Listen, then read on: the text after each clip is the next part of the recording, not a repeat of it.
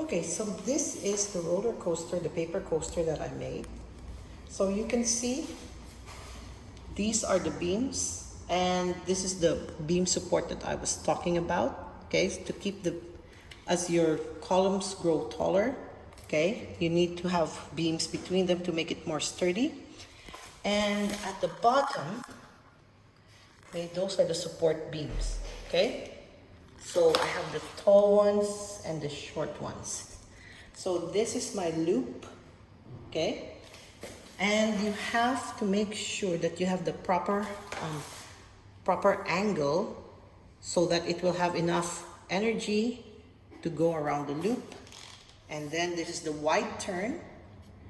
And then this is the twister. So I put two sharp turns together, and then another wide turn, and then it lands on the funnel.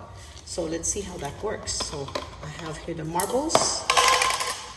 Okay. And here we go.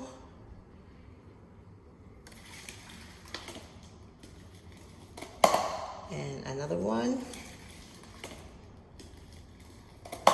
Okay, so your job is to make another one that is at least 1 meter tall.